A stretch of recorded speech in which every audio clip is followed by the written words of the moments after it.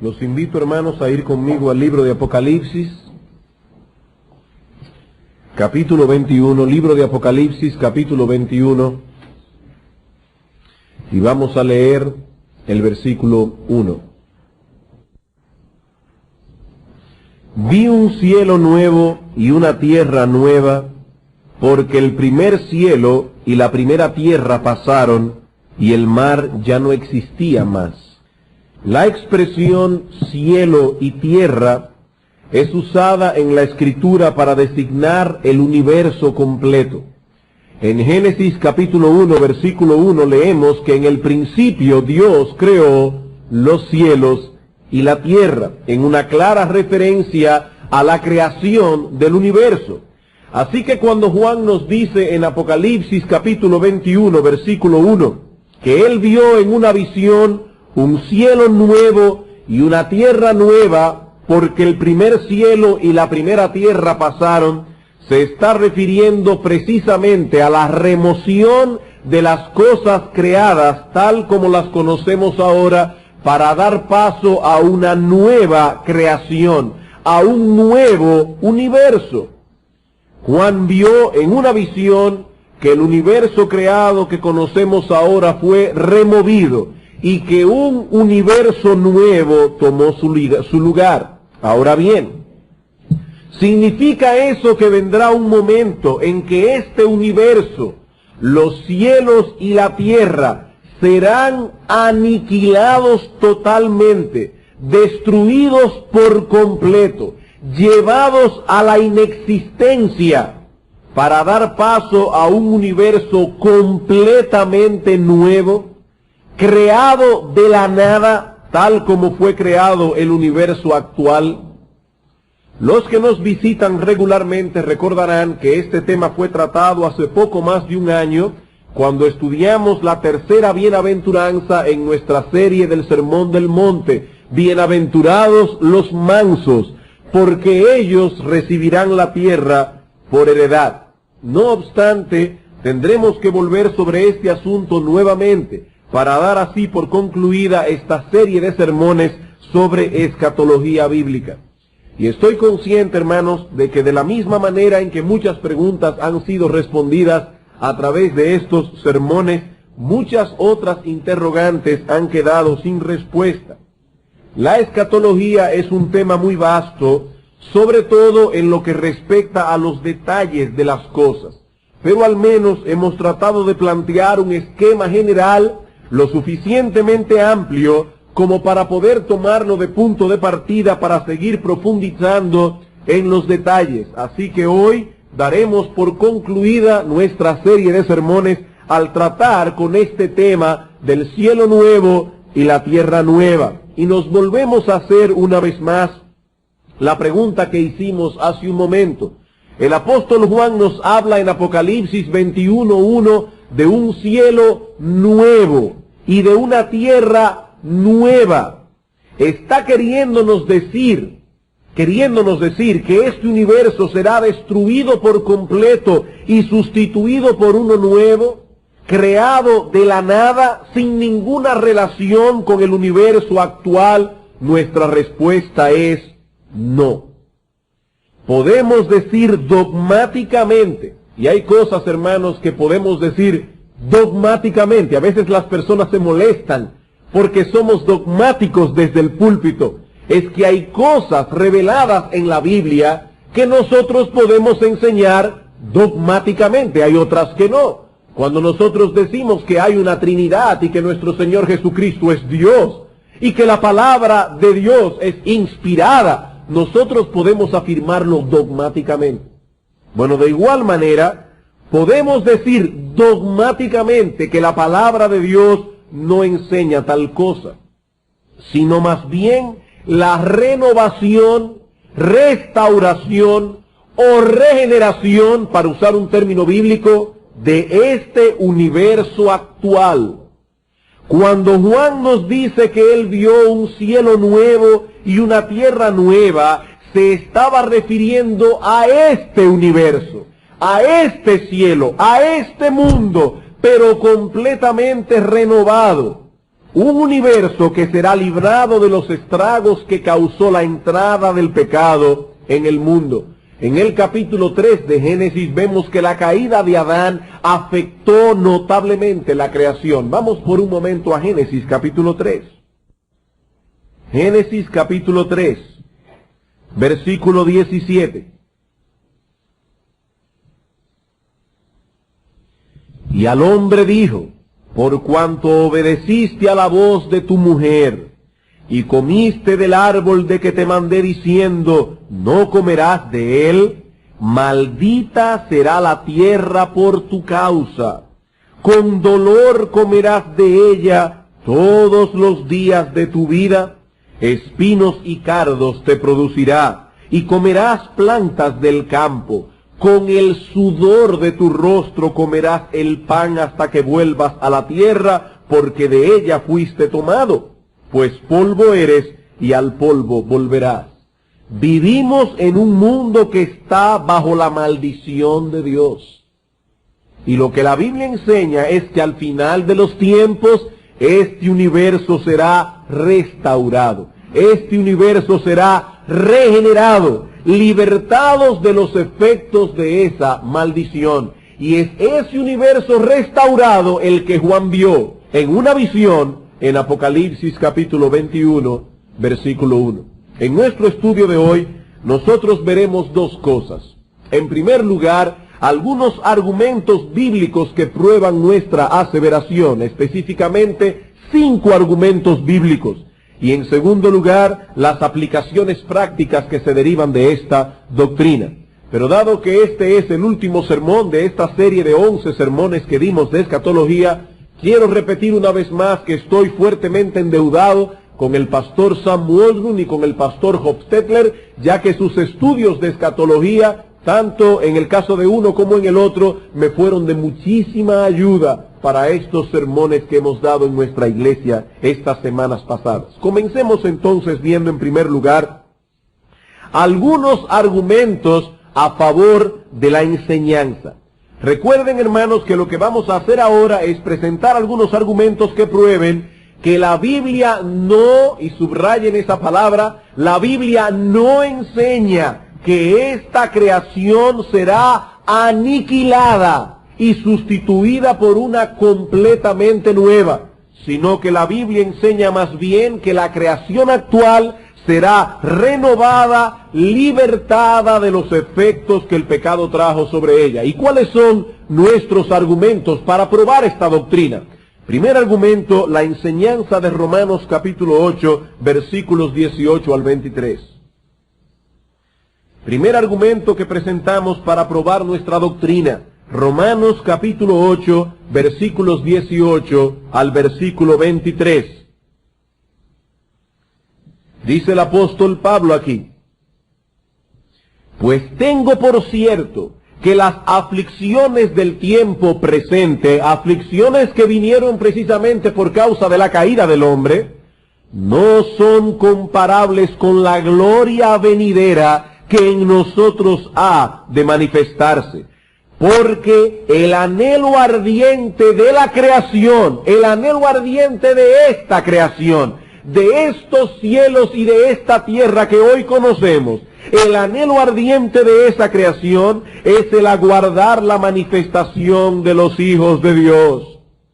Porque la creación fue sujetada a vanidad, es decir, la creación fue sujetada a producir lo que no sirve. Are su jardín y plante en ellas rosas, gardenias, todo lo que usted quiera, pero no cuide el jardín y usted verá que la hierba mala va a crecer más rápido que las rosas, las gardenias y los claveles. Porque esta tierra está maldita por causa del pecado. Dios sujetó este mundo a vanidad, es decir, a producir lo que es vano, a producir lo que no sirve. Sigue diciendo el apóstol Pablo, no por su propia voluntad, sino por causa del que la sujetó en esperanza. Hay una esperanza para este mundo actual. Porque también la creación misma será libertada de la esclavitud de corrupción a la libertad gloriosa de los hijos de Dios. Porque sabemos que toda la creación gime a una, y a una está con dolores de parto hasta ahora. Y no solo ella, sino que también nosotros, que tenemos las primicias del Espíritu, nosotros también gemimos dentro de nosotros mismos, esperando la adopción, la redención de nuestro cuerpo. El apóstol Pablo hace aquí una analogía entre lo que sucederá con nosotros y lo que sucederá con esta creación cuando llegue ese momento. ¿Qué sucederá con nosotros, hermanos? Que nuestros cuerpos serán resucitados. Y este cuerpo mortal será sustituido por un cuerpo de gloria. Ahora yo me pregunto, hermanos, en la resurrección, cuando nuestro Señor Jesucristo vuelva, ¿qué es lo que tendremos nosotros? ¿Otro cuerpo completamente diferente que no tiene nada que ver con el cuerpo que tenemos actualmente? O sea que si usted tenía 5 pies, va a tener 6, 5 ojos verdes. No. Es este cuerpo sin defecto. Es este cuerpo resucitado. Y el apóstol Pablo dice en 1 Corintios capítulo 15 que es como cuando usted siembra una semilla. Usted siembra una semilla de mango y sale una semilla de mango. No sale otra cosa. De igual manera estos cuerpos fueron sembrados en corrupción, resucitarán en incorrupción. Estos cuerpos fueron sembrados en deshonra, resucitarán en gloria. Eso es exactamente, dice Pablo, lo que le espera a esta creación. Esta creación actual anhela ardientemente no ser aniquilada, no ser destruida por completo, no ser llevada a la inexistencia. Esta creación anhela ser liberada de la maldición causada por el pecado. Anhela ser libertada, dice Pablo, de la esclavitud de corrupción a la libertad gloriosa de los hijos de Dios.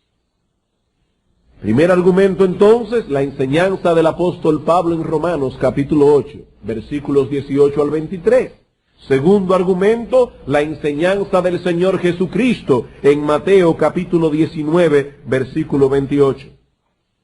Mateo capítulo 19, versículo 28.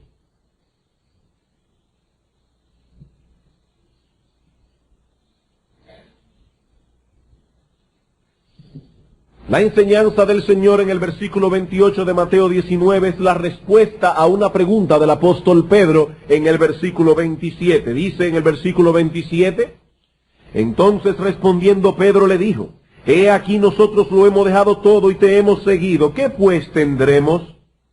Y Jesús les dijo, de cierto os digo que en la regeneración, cuando el Hijo del Hombre se siente en el trono de su gloria, vosotros que me habéis seguido también os sentaréis sobre 12 tronos para juzgar a las 12 tribus de Israel.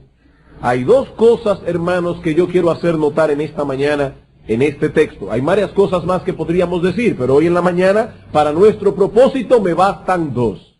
En primer lugar, noten, hermanos, que el evento del que se habla aquí tendrá lugar cuando nuestro Señor Jesucristo vuelva. Sea de lo que sea que está hablando Cristo en Mateo 19, 28, cuando habla de la regeneración, es un evento que ocurrirá cuando nuestro Señor Jesucristo vuelva. Dice aquí, cuando el Hijo del Hombre se siente en el trono de gloria, y cuando el Hijo del Hombre se sentará en ese trono. Mateo capítulo 25, versículo 1, nos dice cuando vuelva a la tierra por segunda vez. Perdón, versículo 31. Mateo capítulo 25, versículo 31. Cuando el Hijo del Hombre venga en su gloria y todos los santos ángeles con él, entonces se sentará en su trono de gloria. Así que cuando Mateo 19, 28 dice que eso ocurrirá cuando el Hijo del Hombre se siente en el trono de su gloria, es indudable que él está hablando allí de su segunda venida. Es evidente que ese evento ocurrirá cuando Cristo vuelva por segunda vez. Eso es lo primero que yo quiero que ustedes noten. Y en segundo lugar, deseo hacer notar aquello que ocurrirá en ese momento. El Señor Jesucristo dice, en la regeneración, cuando el Hijo del Hombre se siente en el trono de su gloria. Hermanos, ¿de qué regeneración está hablando Cristo en este pasaje? El comentarista William Hendrickson, y eso es lo que creen, hasta donde yo tengo entendido, casi todos los comentaristas y exégetas, no importa del bando en que estén. Pero cito a Hendrickson porque es un hombre muy erudito. Hendrickson comenta al respecto. En la regeneración, esto es, en lo que podríamos llamar el universo restaurado o renovado, el nuevo cielo y la nueva tierra, descrita en pasajes como Isaías 65, 17, 66, 22, segunda de Pedro 3, 13, Apocalipsis 21, 1, etc. Cuando el Señor Jesucristo vuelva, es lo que Él está enseñando aquí, la tierra no será aniquilada, pero tampoco continuará siendo lo que es ahora. Ninguna de las dos. Ni será aniquilada, ni continuará siendo lo que es ahora. En la segunda venida de Cristo la tierra será regenerada. La tierra será renovada. Toda la creación sufrirá una extraordinaria transformación. Así que no es un reino milenial lo que será instaurado cuando Cristo vuelva, donde vivirán juntos personas en cuerpos naturales y personas en cuerpos glorificados. No, todo será transformado cuando el Señor Jesucristo vuelva. Tercer argumento, la enseñanza del apóstol Pedro en Hechos capítulo 3, versículo 21. La enseñanza del apóstol Pedro, ya vimos la enseñanza de Pablo, ya vimos la enseñanza del Señor. Veamos ahora la enseñanza del apóstol Pedro en Hechos capítulo 3, versículo 21. Pero para poder tomar el contexto, vamos a leer desde el versículo 19. El apóstol está predicando aquí a un grupo de judíos. Así que, arrepentíos y convertíos para que sean borrados vuestros pecados, para que vengan de la presencia del Señor tiempos de refrigerio, y Él envíe a Jesucristo que os fue antes anunciado.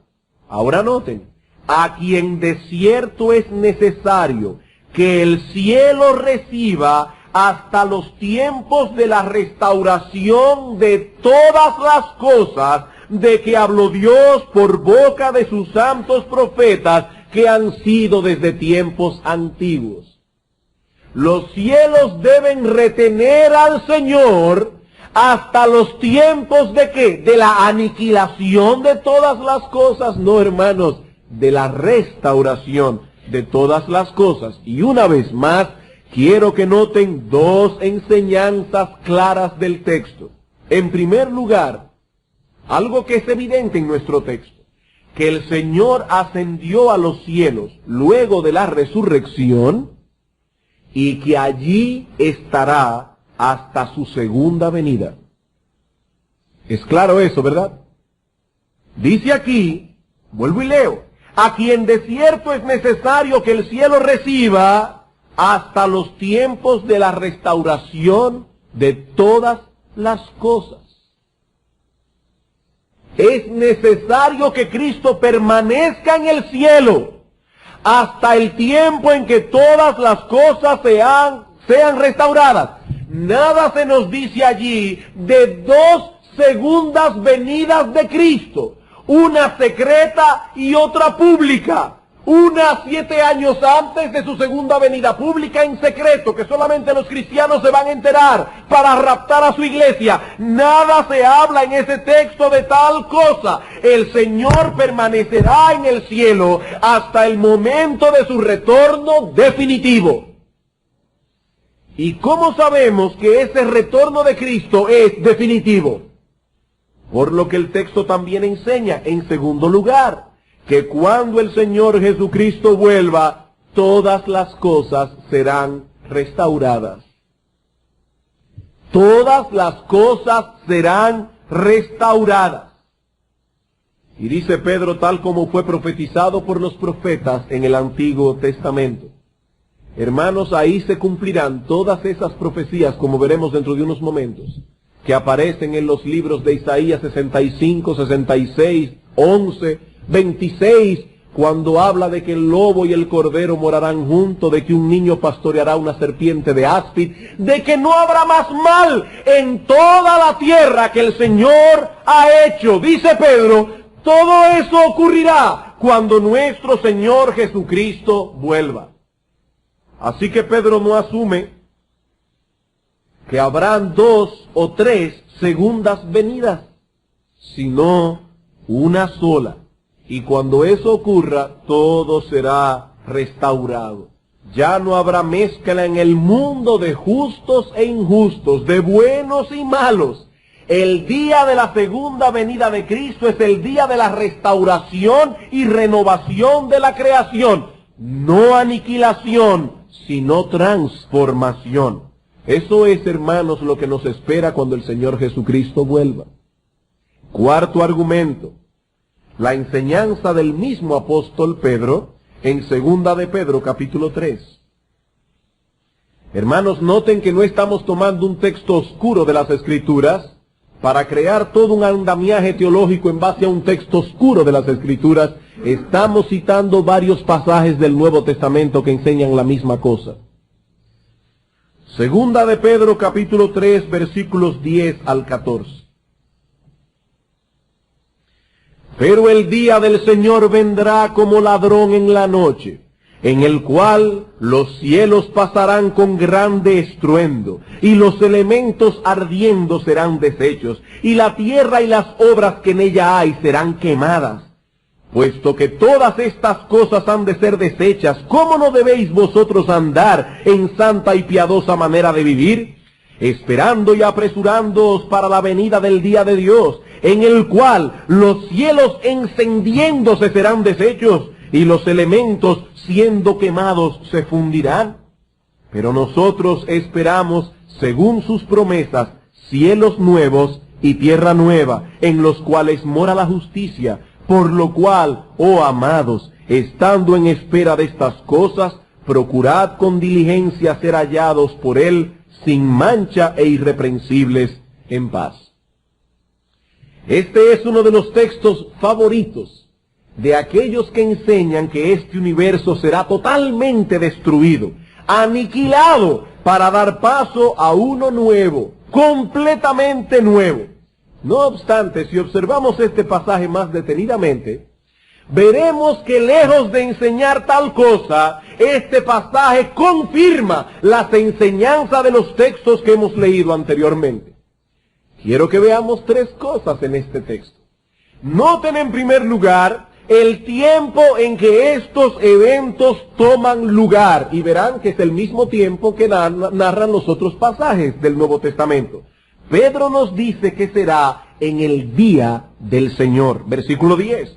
Pero el día del Señor vendrá. ¿Y qué día es ese?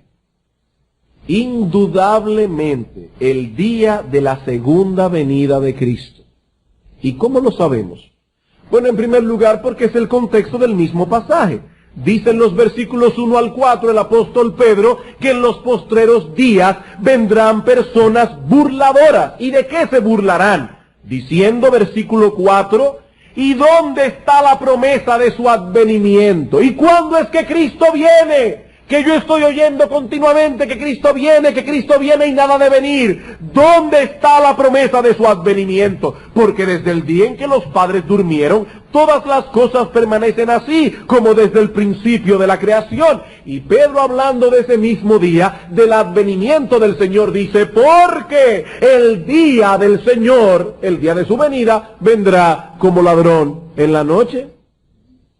Pero si alguno todavía no está convencido, quiero que vaya conmigo a 1 Tesalonicenses capítulo 4.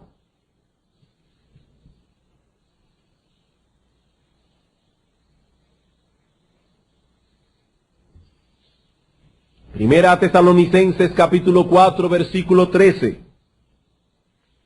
Pasaje que habla del arrebatamiento de la iglesia. Hermanos, nosotros creemos que hay un arrebatamiento de la iglesia porque el apóstol Pablo lo enseña claramente en 1 Tesalónica. Lo que no creemos es que ese arrebatamiento ocurrirá 7 años antes de la verdadera y definitiva segunda venida de Cristo. No, no, no, hermanos. La Biblia enseña que Cristo vuelve y cuando Cristo vuelva va a ocurrir todo eso. Noten lo que dice Pablo. Tampoco queremos, hermanos, que ignoréis acerca de los que duermen, para que no os entristezcáis como los otros que no tienen esperanza. Porque si creemos que Jesús murió y resucitó, así también traerá Dios con Jesús a los que durmieron en él. Por lo cual os decimos esto en palabra del Señor, que nosotros que vivimos, que habremos quedado hasta la venida del Señor, no precederemos a los que durmieron. Porque el Señor mismo, con voz de mando, con voz de arcángel y con trompeta de Dios, descenderá del cielo, y los muertos en Cristo resucitarán primero.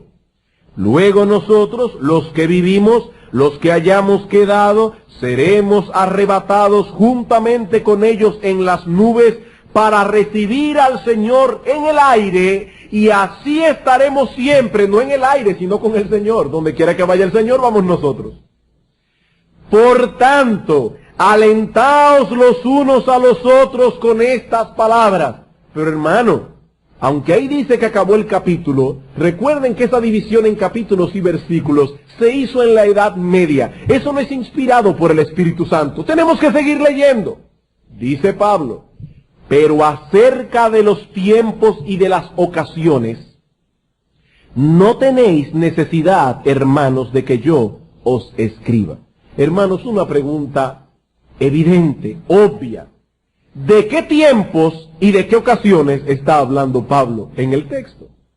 Pablo está diciendo, no queremos que ignoren que cuando el Señor Jesucristo vuelva, los muertos en Cristo resucitarán primero, y los que viven serán arrebatados para estar para siempre con el Señor. Pero acerca de los tiempos y de las ocasiones, evidentemente en que todo eso ocurrirá, no tenéis necesidad, hermanos, de que yo os escriba, porque vosotros sabéis perfectamente que el día del Señor vendrá así como ladrón en la noche. Que cuando digan paz y seguridad, entonces vendrá sobre ellos, no sobre nosotros, destrucción repentina como los dolores a la mujer encinta, y no escaparán.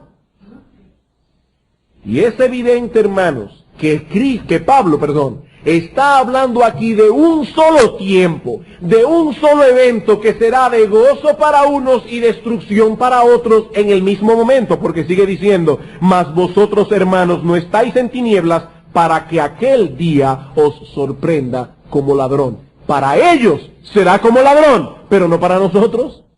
No para nosotros, hermanos, nosotros somos hijos del día.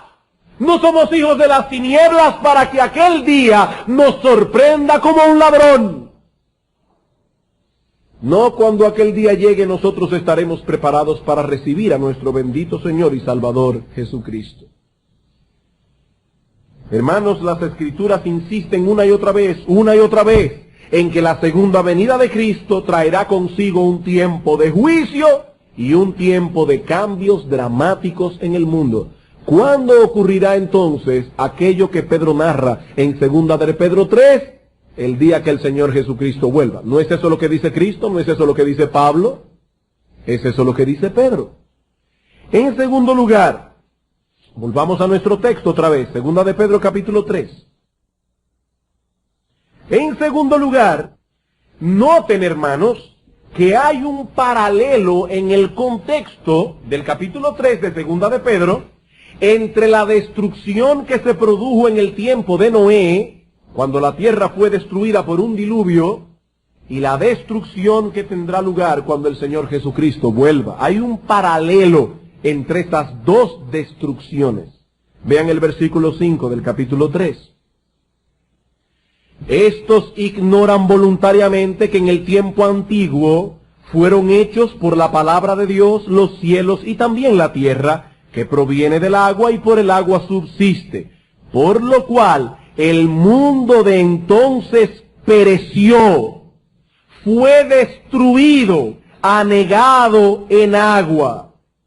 Pero los cielos y la tierra que existen ahora están reservados por la misma palabra, guardados para el fuego en el día del juicio y de la perdición de los hombres impíos. Hermanos, una pregunta. En los días de Noé, cuando este mundo fue destruido, cuando este mundo pereció anegado en agua, ¿fue este universo aniquilado? ¿Fue este universo destruido por completo de tal manera que Dios tuvo que crear otro de la nada? Por supuesto que no. Este mundo no fue llevado a la inexistencia para dar paso a uno completamente nuevo. Y es esa la analogía que usa el apóstol Pedro para hablar de la destrucción que tendrá lugar cuando nuestro Señor Jesucristo vuelva. Así que no hay razón para pensar que el mundo actual será aniquilado cuando el Señor vuelva, aunque sí será destruido como lo fue en los tiempos antiguos, en los días de Noé. Y en tercer lugar, la palabra que encontramos en el versículo 10, cuando dice que la tierra y las obras que en ella hay serán quemadas, es la misma palabra griega que aparece en Mateo capítulo 3, versículo 12, para referirse al castigo que sufrirán los impíos en el infierno. Vamos a Mateo capítulo 3, versículo 12. Mateo capítulo 3, versículo 12.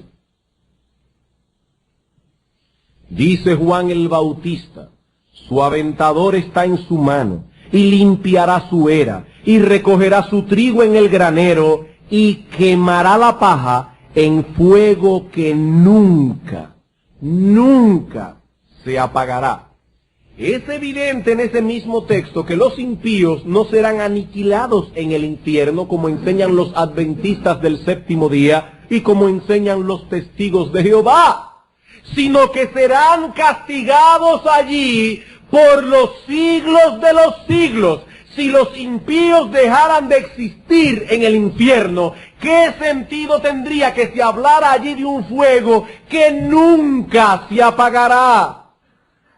Como pueden ver entonces, hermanos, en 2 de Pedro capítulo 3, versículo 10, no se habla de la aniquilación total de este universo, sino más bien de la destrucción de las cosas creadas para dar paso a una nueva creación que no es otra que este mismo universo, con este mismo planeta Tierra, pero totalmente purificado, totalmente renovado, totalmente transformado. Nuestra última argumentación, Apocalipsis capítulo 21, versículo 1, el texto que estamos estudiando en estos sermones. Apocalipsis capítulo 21, versículo 1.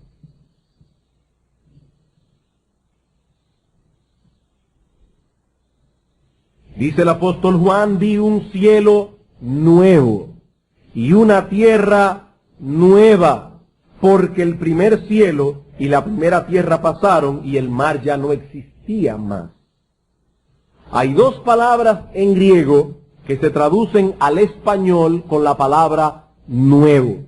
Y si alguno está aquí de visita, la insistencia nuestra con el griego, alguien decía una vez: ¿y quién es ese griego que tanto lo citan? No, el griego es el idioma en que se escribió el Nuevo Testamento. Y tenemos que tratar de ver cuál es el significado exacto de las palabras que los autores bíblicos usaron. Y hay dos palabras griegas que se traducen como nuevo en español. La primera es la palabra neos. Ustedes la han oído muchas veces. Esto es neoclásico. ¿Lo han oído? Cosas con neo.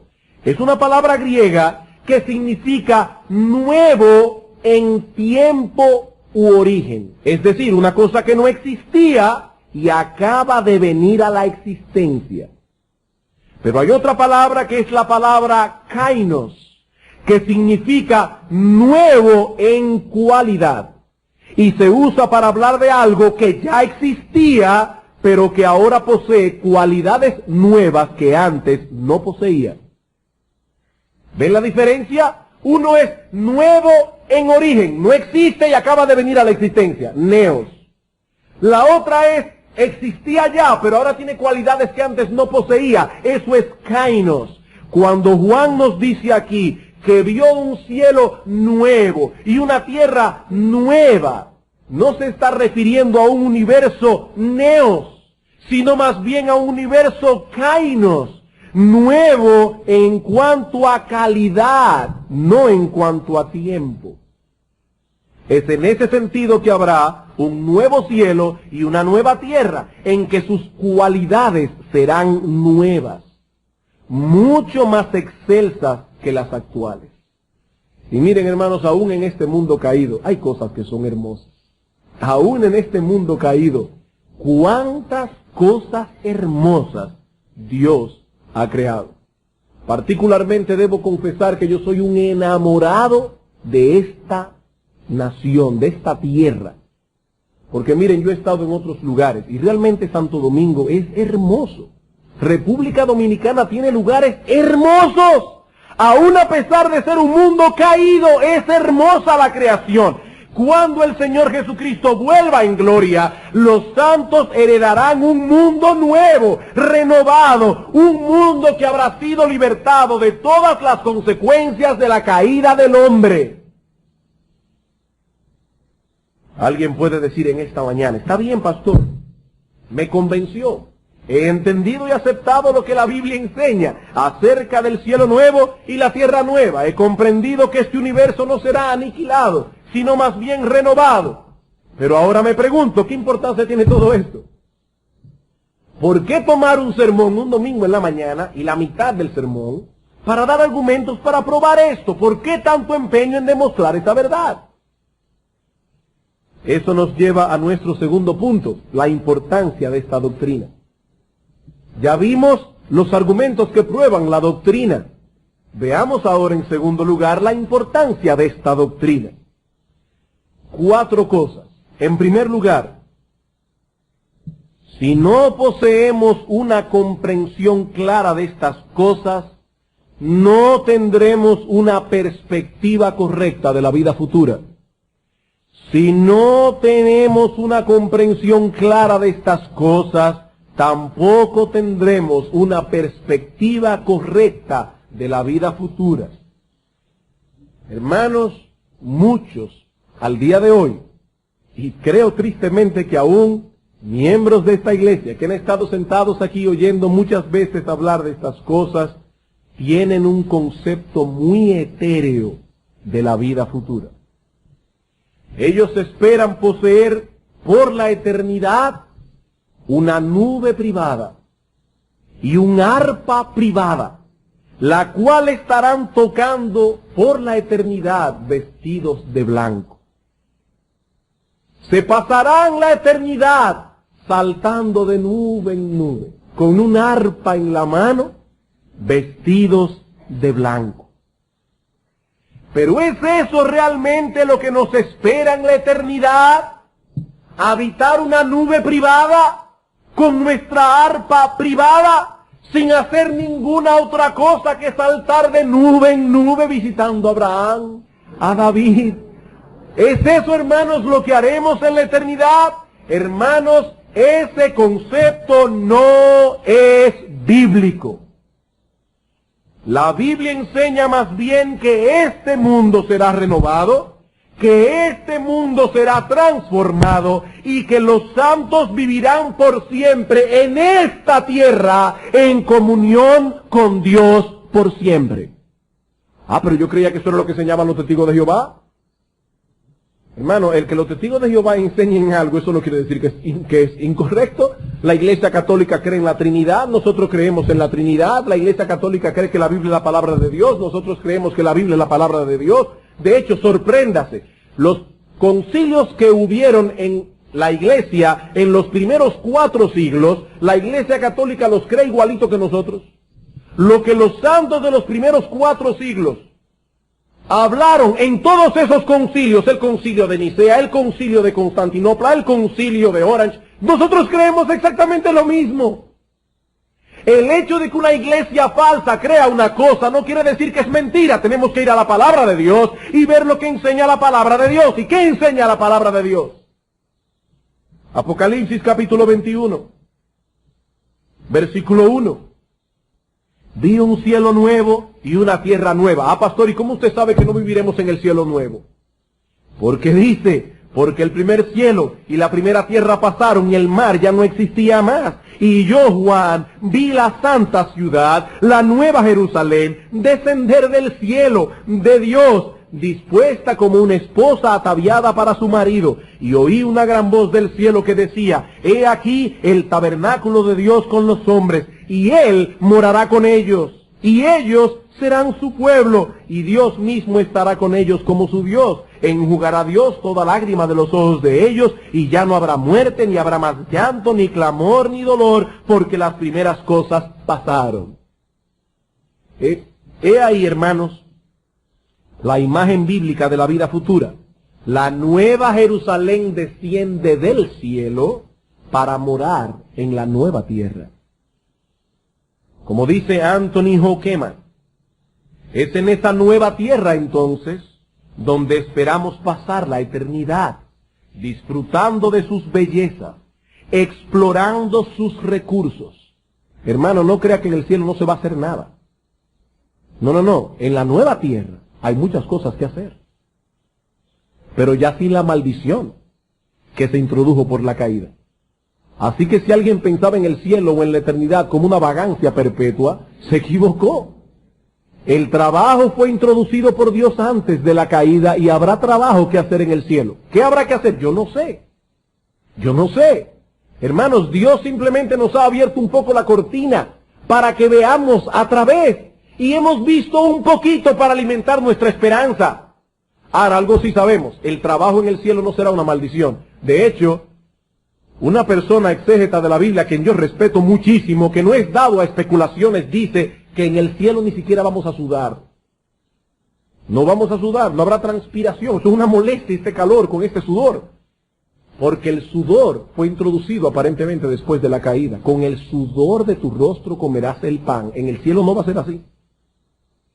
Sigue diciendo Hokeman.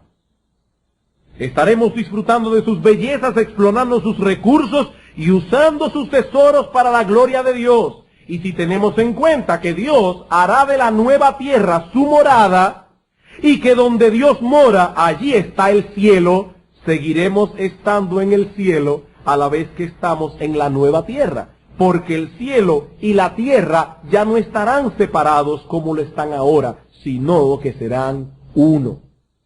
Así que cuando alguien dice, yo espero ir al cielo, no está diciendo nada incorrecto, siempre y cuando entienda que el cielo va a estar aquí.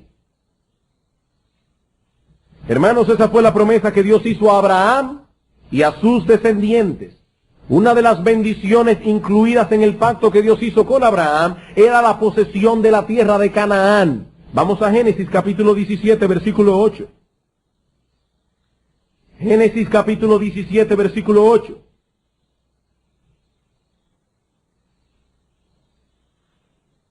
Dice Dios a Abraham, y te daré a ti, noten, te daré a ti y a tu descendencia, después de ti, la tierra en que moras, toda la tierra de Canaán en heredad perpetua, y seré el Dios de ellos. ¿Recuerdan esa palabra en Apocalipsis? Él morará con ellos como su Dios, ellos serán su pueblo. Aquí está el cumplimiento de la promesa que Dios hizo a Abraham. Ahora, hermanos, ¿cómo debemos entender esta promesa? ¿Estaba Dios prometiendo simplemente que el pueblo de Israel, la descendencia física de Abraham, heredaría perpetuamente la tierra literal de Canaán? ¿Ese pedazo de tierra que hoy conocemos como Palestina? ¿Es eso lo que creen los dispensacionalistas? ¿Es así como debemos interpretar esa promesa? No, hermanos. Esa interpretación de los dispensacionalistas tiene dos graves problemas. En primer lugar, la Biblia no limita la descendencia de Abraham únicamente a los judíos. Ese es el primer problema. Gálatas capítulo 3, versículo 27. Yo sé que hemos visto esto antes, pero solo lo cito para probar mi punto. Gálatas capítulo 3, versículo 27.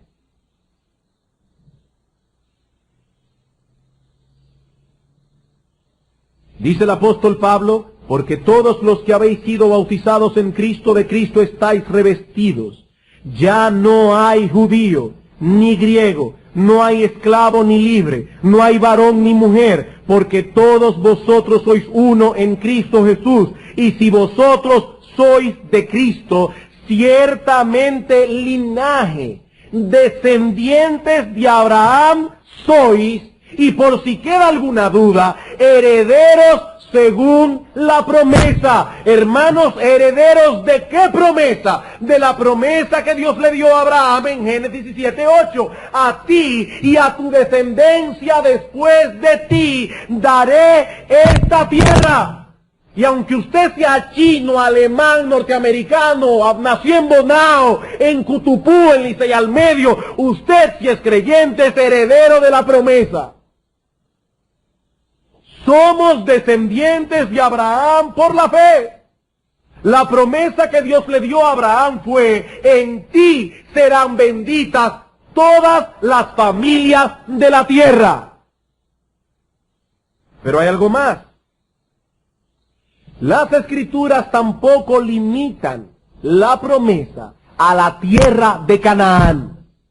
Las Escrituras no limitan la promesa a la tierra de Canaán, a la tierra de Palestina. Hermanos, la Biblia se interpreta sola, y esa no es la interpretación que la misma palabra de Dios le da a la palabra Canaán.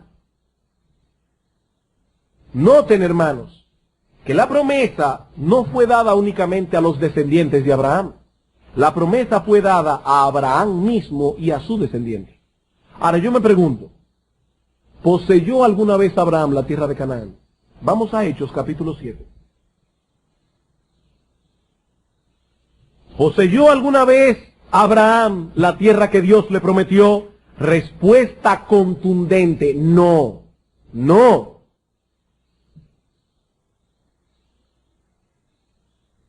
Dice Hechos 7:3. Y le dijo Dios a Abraham: sal de tu tierra y de tu parentela, y ven a la tierra que yo te mostraré. Entonces salió de la tierra de los caldeos y habitó en Aram, y de allí, muerto su padre, Dios le trasladó a esta tierra en la cual vosotros habitáis ahora, y no le dio herencia en ella, ni para poner un pie. Ni para poner un pie, pero le prometió que se la daría en posesión y a su descendencia después de él, cuando él aún no tenía hijo. Pregunta: ¿le mintió Dios a Abraham? ¿Fue defraudado Abraham en la promesa? Porque Abraham no tuvo tierra en Canaán ni para poner un pie. ¿Le mintió Dios a Abraham? Todos sabemos que Dios no puede mentir. Vamos a Hebreos capítulo 11. Y vamos a dejar, hermanos, que la palabra de Dios se interprete sola.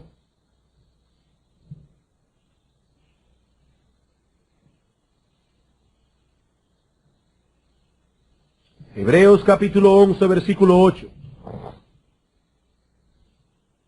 Por la fe Abraham, siendo llamado, obedeció para salir al lugar que había de recibir como herencia, y salió sin saber a dónde iba. Por la fe habitó como extranjero en la tierra prometida, como en tierra ajena, morando en tiendas con Isaac y Jacob, coherederos de la misma promesa. ¿Por qué? Porque esperaba la ciudad que tiene fundamentos y cuyo arquitecto y constructor es Dios. Versículo 13. Conforme a la fe murieron todos estos, sin haber recibido lo prometido, sino mirándolo de lejos, y creyéndolo, y saludándolo, y confesando que eran extranjeros y peregrinos sobre la tierra, porque los que esto dicen claramente dan a entender que buscan una patria. Pues si hubiesen estado pensando en aquella de donde salieron, ciertamente tenían tiempo de volver, pero anhelaban una mejor, esto es, celestial, por lo cual Dios no se avergüenza de llamarse Dios de ellos, porque les ha preparado una ciudad. Ellos salieron buscando no un pedazo de tierra en Palestina, ellos salieron buscando una ciudad celestial. La tierra de Canaán era en cierto modo el antitipo de una promesa mucho más amplia. O si quieren ponerlo de otra manera, era un anticipo, no solamente un tipo, sino un anticipo de una promesa mucho más amplia. Los judíos del Antiguo Testamento disfrutaron de la sombra solamente, pero el nuevo pacto descansa sobre promesas mejores. El autor de Hebreos nos dice que la ciudad que Abraham buscaba era celestial. La tierra de Canaán era un tipo de aquella nueva tierra de la que habla Apocalipsis capítulo 21. Y si alguien tiene dudas todavía, vamos a Romanos capítulo 4.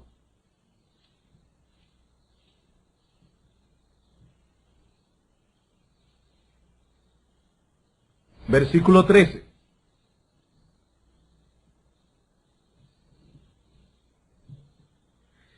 Porque no por la ley fue dada a Abraham o a su descendencia la promesa de que sería heredero del mundo. Hermanos, ¿cuál fue la promesa según Pablo? No según este autor o aquel teólogo o aquel exégeta. De acuerdo a la interpretación del apóstol Pablo, inspirado por el Espíritu Santo, hermanos, ¿cuál fue la promesa? ¿Que Abraham heredaría en un milenio un pedacito de tierra en Palestina? No, Pablo dice, herederos del mundo. Esa era la promesa que Dios le había dado a Abraham. Lo que nos enseña que Canaán no era más que un tipo de la nueva tierra. ¿Cuál es entonces la promesa de Dios para sus hijos? Que Él creará cielos nuevos y una nueva tierra sobre la cual reinaremos con Él para siempre. Salmo capítulo 37.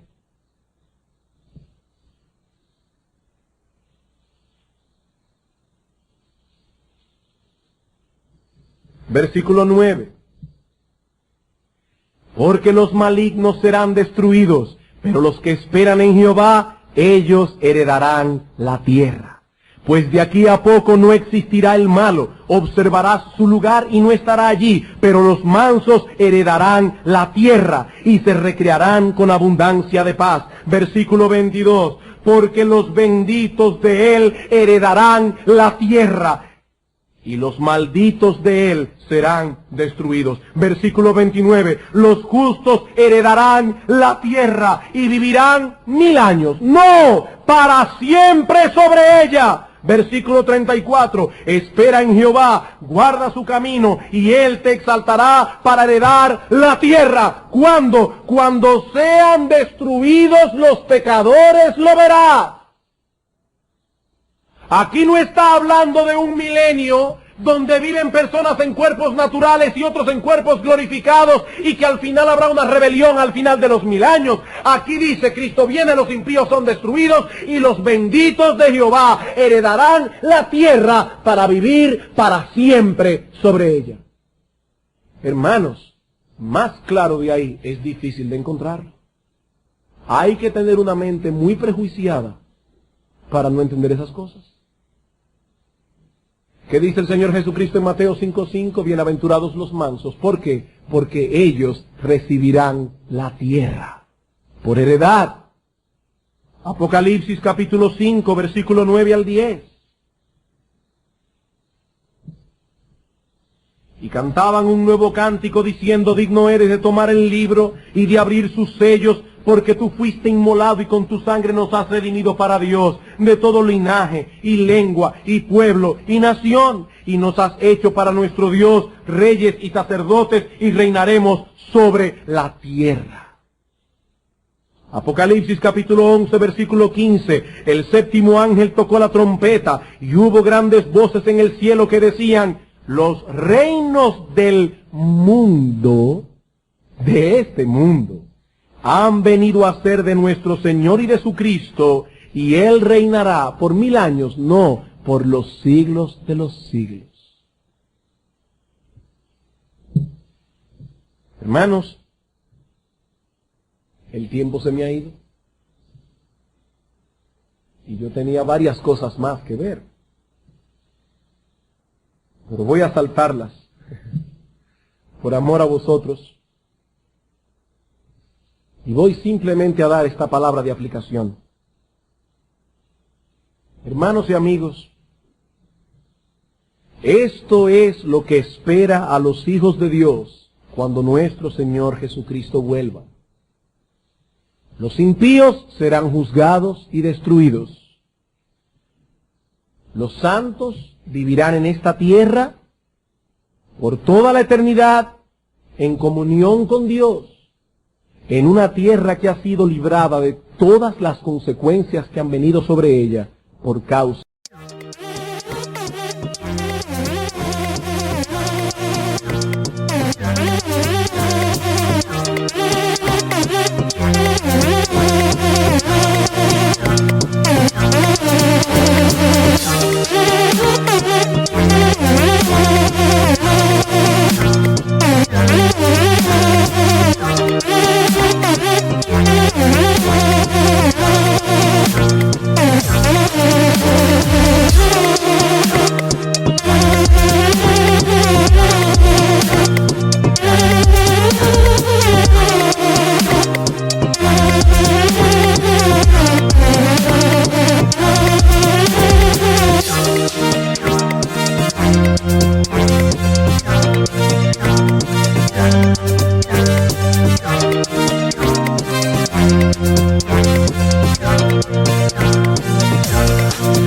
del pecado.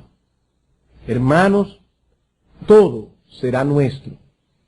No habrá necesidad de codiciar nada. No estaremos descontentos con nuestra porción. Allí no habrá más llanto, no habrá más engaño, no habrá más impío que haga el mal, no habrá un vecino molestoso que no nos deja dormir, no habrá un negociante engañador que nos hizo un mal. Hermanos, dice la Biblia, no se hará mal en todo mi santo monte. No se hará mal. Dios redimirá esta tierra de la maldición y nosotros disfrutaremos de todo lo que Dios ha hecho. Hermanos, si esta tierra no fuese redimida, habría entonces un sentido real en el que Satanás logró una victoria sobre Dios. Si Dios está de manos atadas y ya tiene que aniquilar esta creación por causa del pecado, entonces Satanás logró una victoria. Pero no, hermanos, la última página del libro de historia dirá, la victoria es de Dios. El hombre fue redimido, la creación fue redimida, Dios salió victorioso. Dios salió victorioso. Pero ahora, mi amigo, yo quiero preguntarte algo. ¿Estás tú preparado para morar en esa nueva tierra? Cuando el Señor Jesucristo vuelva, ¿en cuál grupo estarás tú? Porque dice la Biblia que algunos lamentarán. Buscarán la muerte y no la hallarán. Y yo te pregunto, ¿en cuál grupo estarás tú? Porque solo morarán en la nueva tierra aquellos que por medio de la fe y el arrepentimiento son ahora nuevas criaturas. Nadie puede morar en esa nueva creación sin ser él mismo una nueva creación en Cristo.